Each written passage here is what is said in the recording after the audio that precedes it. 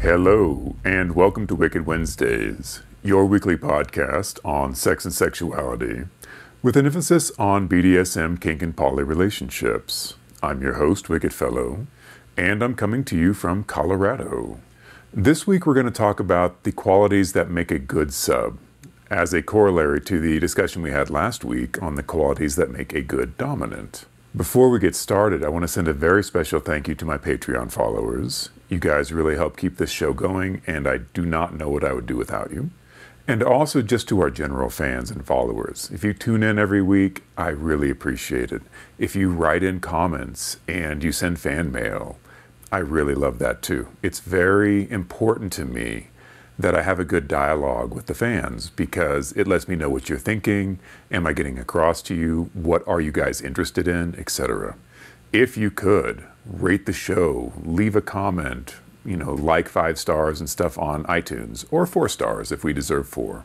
You make that call. But it really helps us get the podcast out to more people, which is good because this is about kink education. And the more a general audience understands about how kink works, I believe the less discrimination there will be, the less fear and hostility there'll be towards our lifestyle, because there is quite a bit. A lot of people really look down on the kink lifestyle and BDSM. They think that we're all crazy and sick and bad, and we're not.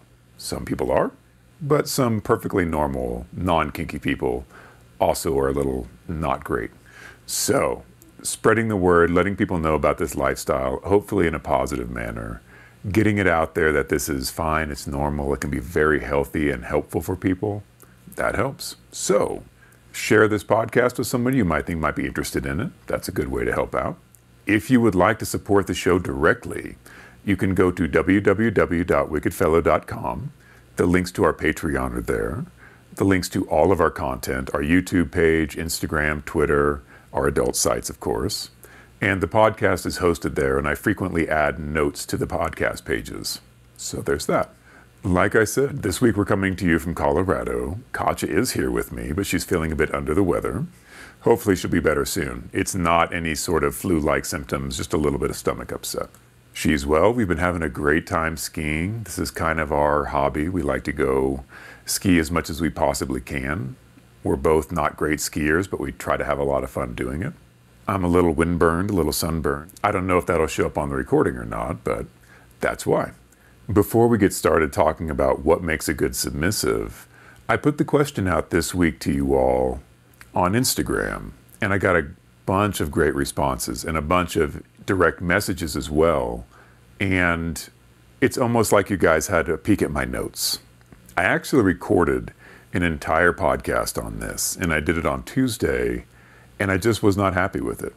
I wasn't happy with how I was coming across with my thoughts, and I tried to edit it down to something good, and I just, you can't turn a sow's ear into a silk purse, and the material that I had recorded just wasn't very good. Reading through your guys' comments, doing some more thinking of my own, really letting these thoughts crystallize a bit and kind of rewriting the episode, I think helped a lot. And so hopefully this will be a good episode. I always want to put out things that I'm proud of, not just push stuff out the door because I'm trying to reach a deadline. I know that I try to get them out every Wednesday. Lately it's been Wednesday-ish, but I'm looking forward to getting back on that regular schedule. And I really do appreciate the messages I get that say, hey, I didn't see the episode this week. I really missed it. That helps. It really does. It lets me know that somebody's out there waiting for it, wanting to see it, expecting it, and looking forward to it. And that's a big motivator to me, to really get this stuff out there for you.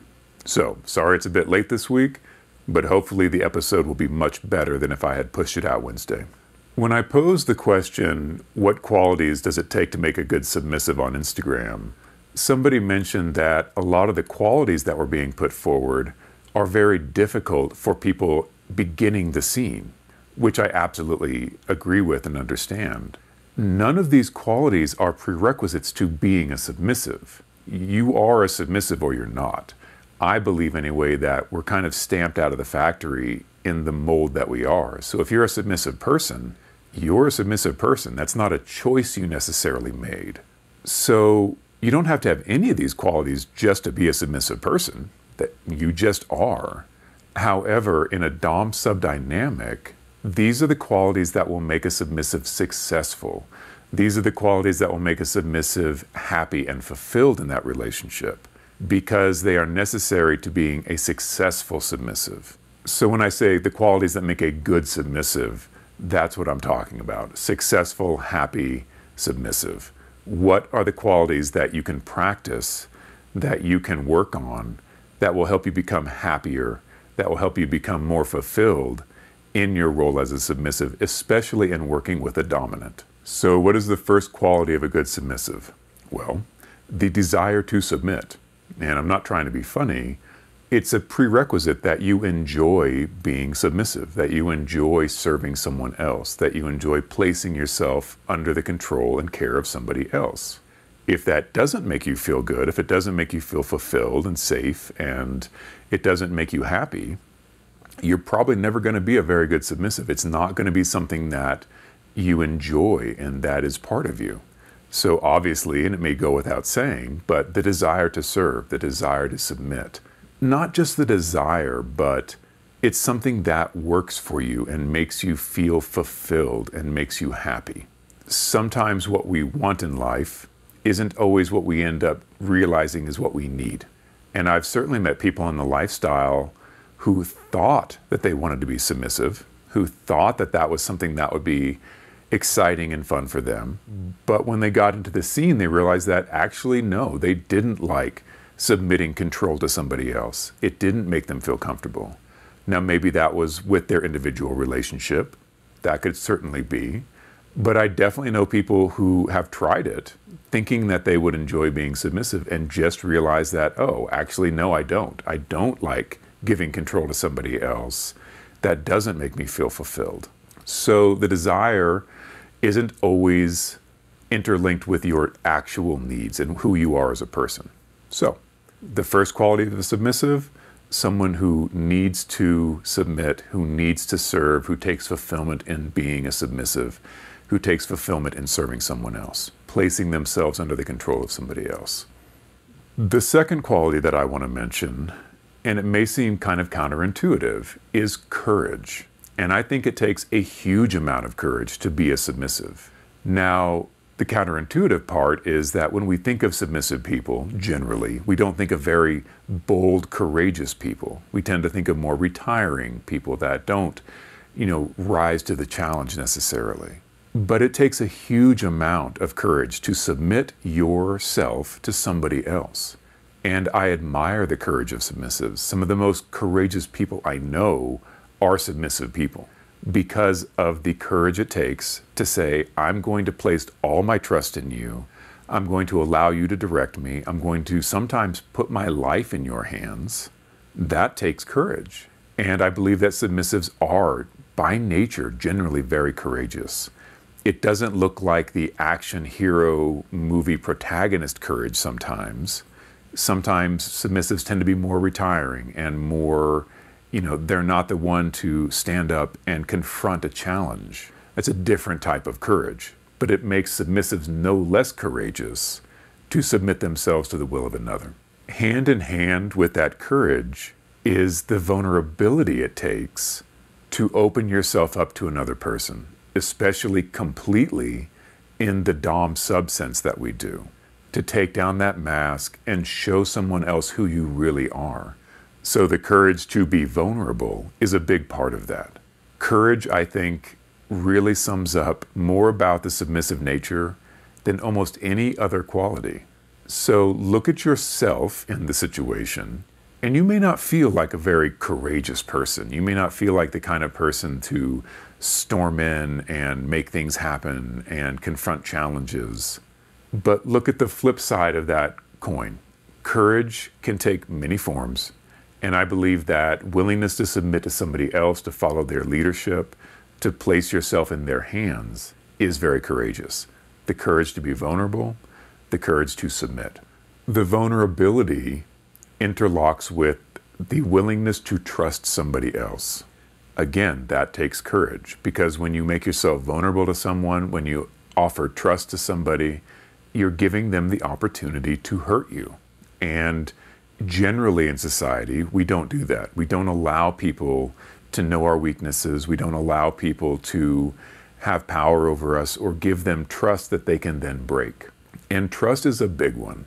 I believe we're going to have an entire episode on trust in DS relationships because it is such a fundamental part of a DS relationship. But I want to mention it here because I have definitely known subs who either from being hurt in the past or just from fear were unwilling to offer that trust. And it's very difficult to say to somebody, I want you to control me. I want you to have power over me. However, I'm not going to trust you. And that can be a huge issue between a dom and a sub. So in order to be a good submissive, you have to be willing to trust somebody. You have to be willing to be vulnerable with somebody. And I know that takes courage. That's why all three of those are interlinked. I could have broken those out and made them each key qualities that a submissive needs to have. But I believe they're tied together so closely that they make one quality. The quality of courage, the quality to be vulnerable, the quality to trust. To take the risk of trusting somebody, making yourself vulnerable, leaving yourself open to possibly being hurt. And I know that can be very scary. That's why it takes courage. After courage, I think discernment is a key quality in a good submissive. Discernment meaning, who do you give your submission to? Do you make good choices for yourself? I know that being a submissive, submissives like to give that authority to other people. Making decisions can be hard for a submissive, and they like to delegate that authority to somebody else. They like to trust somebody else to make decisions for them. However, there is a key decision that has to be made, and that is, who do you delegate that authority to? Are you willing to sit back and wait and not get impatient and just go for the first person you find to play with? Because maybe you get lucky and that first person is perfect for you.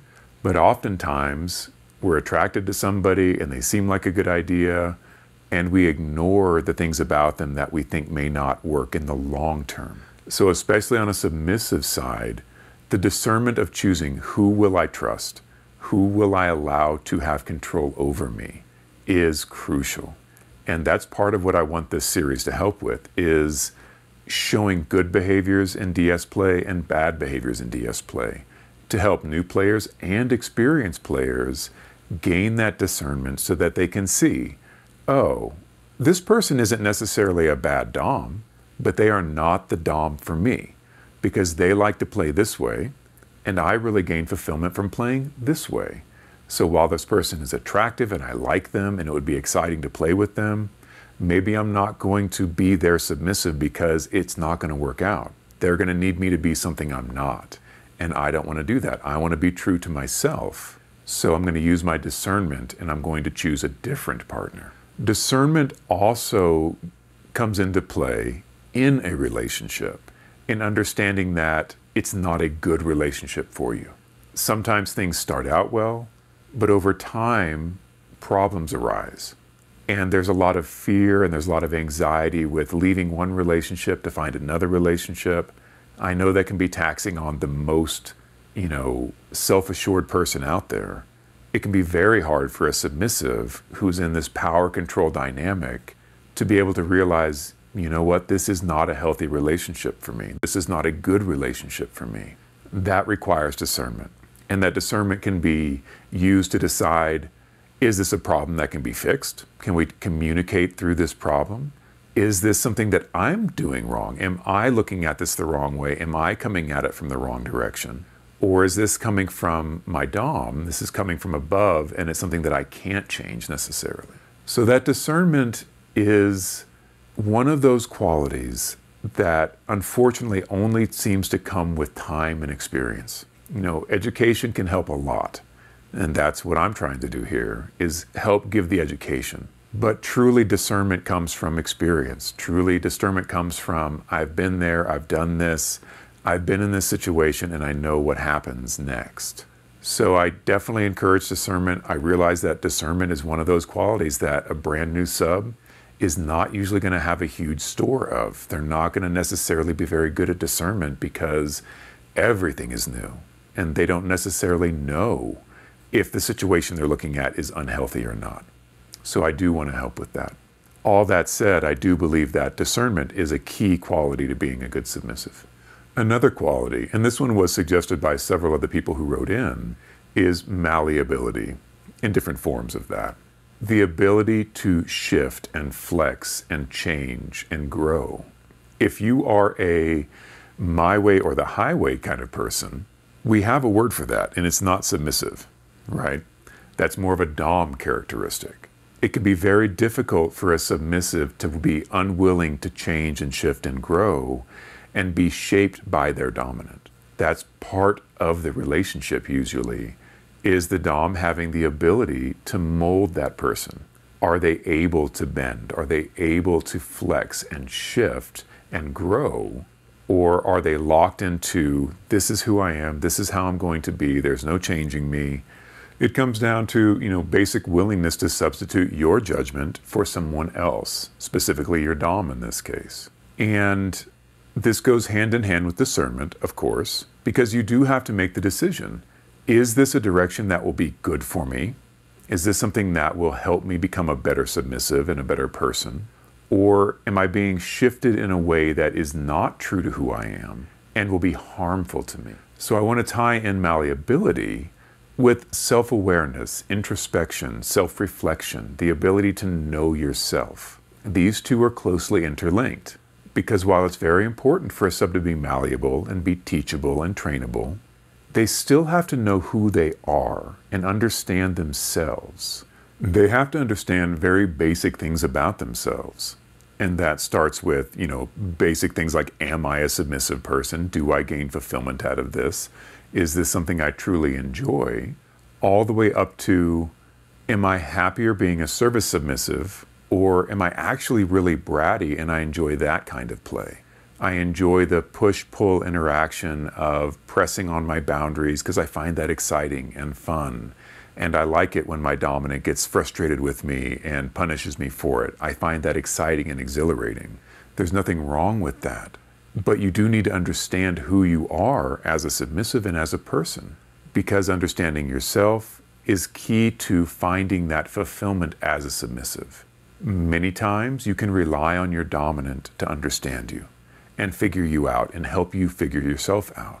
But if you can do that on your own, if you can be honest with yourself, if you can look inside yourself and see what makes you happy and who you are, and the things that really knit together who you are as a human being, understand those things and accept those things, that will help you be a better submissive. That will help you be a better person in general. So when I tie that in with malleability, that's where I want you to have the discernment again, to know I'm actually a brat. I really like being a brat. I find it fun and exhilarating and exciting. But this person I'm working with really doesn't like that, and they're trying to shape me into a different kind of submissive. And while I can do that, I don't have any joy in it. I don't have any fun playing the type of submissive games that they like to play because that's not who I am. So there is a limit to malleability, right? There's a limit to how far you can shift and still remain yourself. So that's where discernment and malleability are tied in, and that's where malleability and self-reflection are tied in. There's nothing wrong with learning new skills and being molded and shaped and being flexible enough and being malleable and teachable. Those are good things. But you don't want to be so easily swayed that you find yourself becoming someone you're not, and someone that isn't true to who you are, isn't true to your nature, and is ultimately not fulfilling to you. Discernment, malleability, self-reflection. Those are also locked together. The next quality that I want to add is self-worth, self-respect, self-confidence. I know that this may seem counterintuitive to being a submissive, but they're not. You can be a self-confident submissive. You can be a submissive that has a high degree of self-respect. Those things are not contradictory. I know that often submissives struggle with low self-worth and low self-esteem, and they do feel bad about themselves. I think our society in general is very hard on submissive people, and it's really unfortunate because, I've said this before, we're a very type A, go-get-em alpha personality. If you're not a leader, you're nothing. Second place is the first loser. All that very toxic nonsense, because not everybody is a leader. Not everybody is dominant. Most people are not dominant and a leader. You can't have a company with 100 leaders and no workers or followers. You tend to have a fewer number of leaders and a bigger number of followers, and there's a reason for that. I believe that we probably evolved that way, coming back to our, great ancestor tribal societies. I think that we evolved to be mostly submissives, and we should value that. Submissive is good. Submissive is cooperative. Submissive is, I'm going to let you lead and I'm going to follow you and we're going to work together. If everybody's a leader, nothing gets done. You have to have submissives. You have to have followers. To come back from that tangent, I think that's part of why submissives have low self-esteem. I think that society is telling them, if you're not driven type A alpha in charge of everything and, the boss and you are the number one, then you're nothing. And that can be very hard to deal with because nobody is praising the submissive. No one is praising the follower. No one is praising and lifting up how important it is that most people are followers. And they should be, and it's good. And it's a quality that I admire in people. Being alpha-driven, type A dominant, there's a reason that those people are often very difficult to get along with. And the my way or the highway types, we do need those. We do need those leaders. We do need those people that can organize a group and push it forward and make stuff happen. But we also need the people to make stuff happen. And that's the followers. That's the submissives. So, self-worth, self-confidence, and self-respect in a submissive. No matter how you play, even if you're someone that's super into degradation and humiliation play, and that is very fun and kinky to you, to have someone really drag you down and say mean things to you and abuse you in that way, abuse being a welcomed abuse in this sense, that's not your entire personality, right? It wouldn't necessarily be fun for you if that was the entirety of who you were. There has to be a core of self-respect. There has to be a core of self-confidence and self-worth. Otherwise, that form of kink play wouldn't necessarily be thrilling and exciting and erotic to you. For people that aren't necessarily into the humiliation play and that kind of stuff, having a good sense of self-worth is very important as a sub. It prevents you from being a doormat. It prevents you from being abused in a negative way, because you can realize that this isn't good for me. This isn't healthy. I'm not being treated well. I deserve to be treated better than this. Even if that treatment, in the kinky sense, means being tied up and flogged, and that's what's fun for you, that's fine. This is the topsy-turvy world of kinky and BDSM play. What in a vanilla relationship might be seen as abusive and bad and something that someone should flee from, we often welcome that type of behavior. But we also know what we want. We invite it. We consent to it. And that's part of self-confidence, self-respect, self-worth, and self-esteem. There's nothing wrong with being kinky. There's nothing wrong with being a submissive. I love it when I meet happy, calm, confident submissives who embrace their kinks, who embrace their submissive nature, who are proud of their submissive nature. Those are good things. Those are good aspects of being a sub. I personally don't want a sub that feels bad about being kinky and feels bad about being a submissive and feels bad about who they are and feels like they should be somebody else. You have to understand who you are. That's the self-reflection. And be confident and happy in who you are. Hopefully, being in a good DS dynamic, being in a good dom-submissive relationship can give you that confidence and give you that self-worth. Being valued by somebody that you admire and that you respect can be a huge self-esteem boost. However, you have to have it on your own as well. You have to possess your own store of self-confidence and self-worth.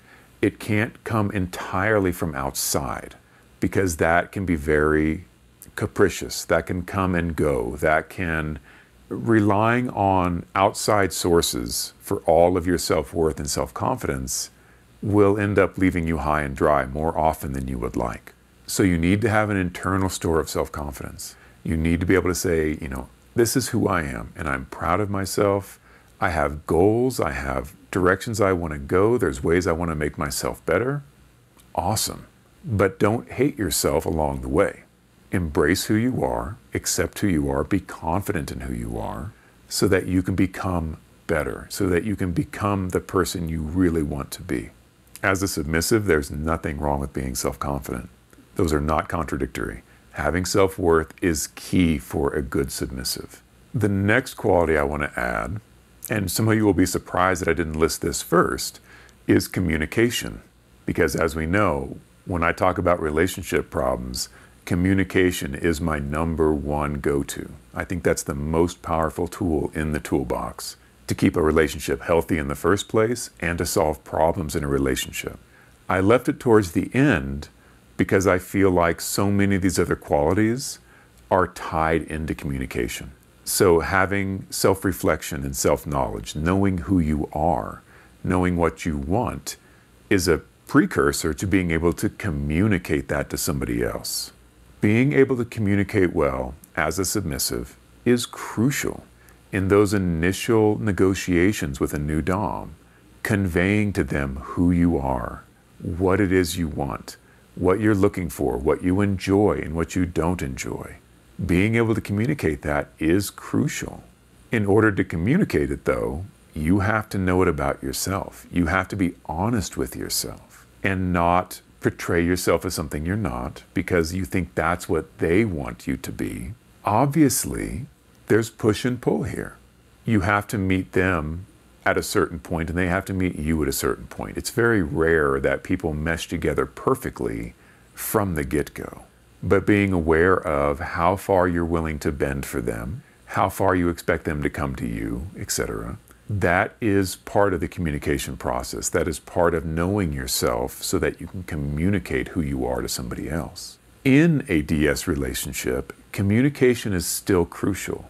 And as I've mentioned before, sometimes it can be very difficult for a submissive to communicate problems, especially to their dominant, because it can feel like they're being bad. It can feel like they're trying to take control and top from the bottom.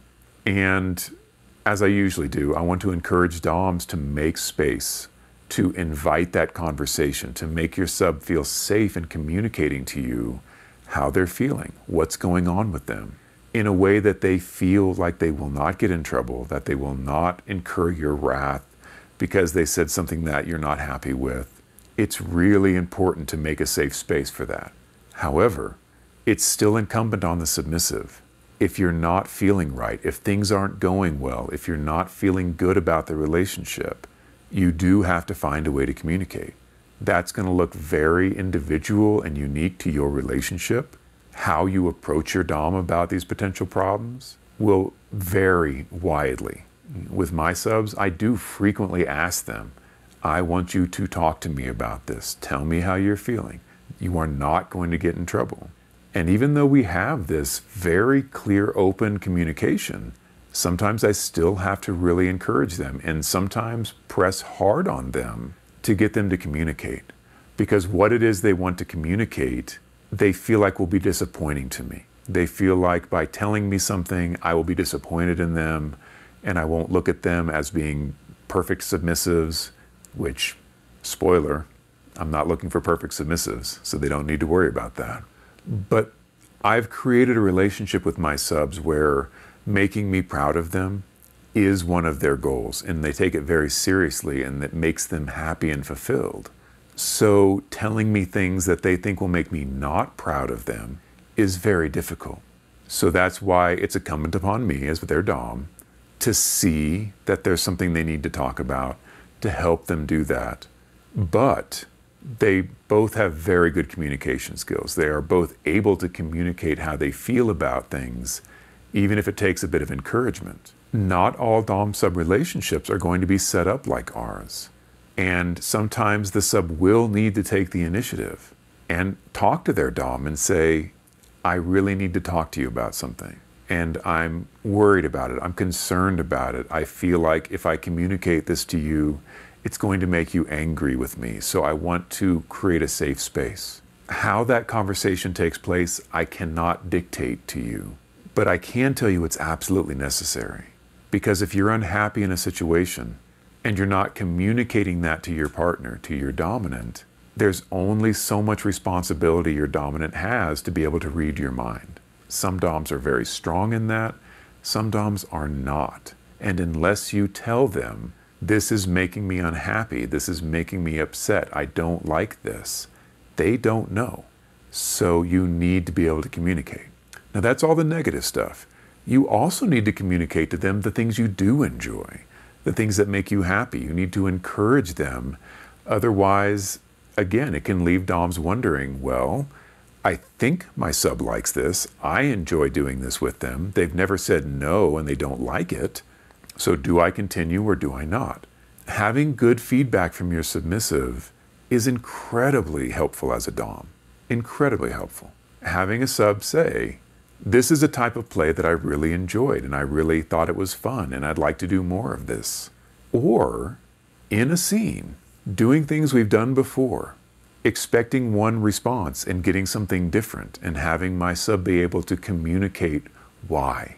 Have them be able to say, you know what, I'm just not into it tonight. Normally this is fun, but I'm just not having fun tonight. I don't want to do this. And feel safe doing that. That is a quality of a good sub. That takes courage, that takes self-confidence, that takes self-awareness, that takes all of the qualities that I've listed are necessary to communicate something like that. So that's why I've left communication for the very end. I know that not everybody is necessarily great at communication. It's a skill you can practice like any other. You can literally learn more effective ways of communication. You can learn how to get your point across, even if it's criticism, without it being critical and offensive to people. You can practice this thing, but be aware of the role communication plays in your dom-sub relationship. Be good at communication. That is a key to being a good sub. And while I'm talking about skills, submission in and of itself can be a skill. And just like I talked about dominance, dominants have to have a skill that they do in order to be a good dominant. And that could be any number of things within the kink, DS, dom sub dynamic that they're good at, but they do have to have something they do. Submissives, it's kind of like that, in that usually submissives are the one that things are being done to. So you aren't necessarily very good at being tied up, right? It's usually the skill is in the tying. There's a lot of endurance. There can be physical endurance involved in that. There can be the ability to hold yourself steady and still. I'm not discounting the qualities it takes to be good at being tied up, but it is the passive side. So I don't look at that as necessarily a skill. I wouldn't think of someone as good at being tied up. However, being a submissive is a skill. And it starts with learning how to surrender control, practicing that, learning how to do that easily and comfortably and naturally with your dom. And it can encompass any number of things within the dom sub dynamic. So for example, you have a dom that is very high on protocol and they have a lot of rules and they have a lot of positions, for example, that you have to learn. They give you a list of 10 positions and they want you to memorize them and they want you to immediately assume those positions when they give you the number. That's a skill. You can practice that. You can learn that. You can study. You can practice those skills so that you are good at those things for your dominant. But submission in and of itself is a skill, just like domination is a skill.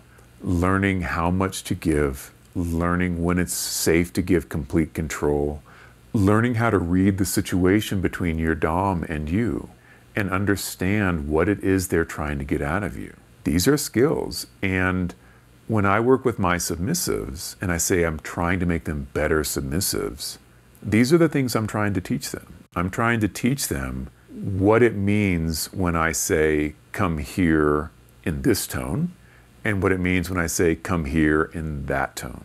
And sometimes these are very subtle things. I enjoy practicing submission in a way where the submissive and I know what's happening, but nobody around us does. So that requires very subtle hand signals, very subtle eye movements, very subtle head nods. And it requires their attention on me to see that. So we can be sitting somewhere and I can be doing all kinds of dominant behaviors with them. And it's all through eye motion or a gesture or a look. That takes skill. That takes practice. For someone to become good at that, it takes skill. So those are just some examples. There's so many different ways to play that I can't list all the different ways to be good at being a submissive. But I believe that being submissive is a skill. It's something you can practice and get better at. And I certainly know when I'm working with someone that's brand new, they're a submissive person, but they're not good at being a submissive, if that makes sense. They don't know how to interact with a dominant, especially this dominant. They may also not know how to interact with that dominant, but I believe that someone that has been in the scene, that has gained experience, that has played with more than one person, or has played with someone for a long period of time, they gain a skill set. They know, oh, I've never played with this person before, but I can tell by the way that they are interacting with me that they expect this kind of behavior. That skill comes from experience. That skill comes from play. So the final quality in being a good submissive, skill at being a submissive. And that skill comes with experience and practice. So I'm a lot happier with the way that this episode came out. It's still a complex subject, and it's one that I'm going to talk with Katya about. It's one that I'm going to revisit. It's one that I welcome your comments and questions and feedback on. Like I said earlier, when I put out the question for what you think makes a good submissive, a lot of the answers were exactly the same as what I was going to say. They came straight out of my own notes. So I don't think that we're too far off on this. But I am interested in hearing what you have to think. If there's something that you think I completely missed, send it in and we can talk about it. I will probably talk with Katya about this next week because I want to get her input on what being a good submissive means from the submissive side. And again, I will revisit it because while I can condense it down into these few things, because it's so complex and all of the qualities I feel are so closely interlinked, that as I was making them, I realized that almost none of them can stand by themselves. They all seem to be supporting each other or requiring one of the other qualities in order to do. So I feel like, can you have communication if you don't have courage? I don't think so. Can you have communication if you don't have self-awareness? I don't think so. So all of these qualities mesh together very strongly. And I do think that all of them are required to be a good sub, to be a successful sub, to be a sub that gains great fulfillment from being a submissive. Don't worry if you don't have all of these qualities in a great abundance. Don't worry if you're really bad at some of these. As I listed the Dom traits and characteristics that I think are very important, I can tell you that some of those qualities I don't have in great abundance. Some of those things I'm not good at. Some of those things I'm continually working on to become better at. That was not just a list of things that I think I'm good at. There's a number on there that I'm not good at all, patience being one of them. So don't feel like if you're missing one of these skills, or you're missing several of these skills, or you feel like you're really bad at communication, that means you can't be a good submissive. I am not saying that at all. Because you can be a very good submissive and have a hard time communicating. You may need to find a Dom that helps offset that, right? I feel like if you're not good at communicating and your Dom is also not good at communicating, there's going to be a weak spot in your relationship. So just because you don't have 100% proficiency in all of these skills, that does not mean you're not a good submissive. You can be a very good submissive and not have all of these qualities. But I feel like you should strive to get these. I think that these will make you happy, calm, and confident. It's what I want in my subs. It's what I want for you guys. I want you to be fulfilled in your submissive relationships. And I believe that these qualities can help you achieve that. As always, consent is king. Take very good care of each other. And I'll see you next week.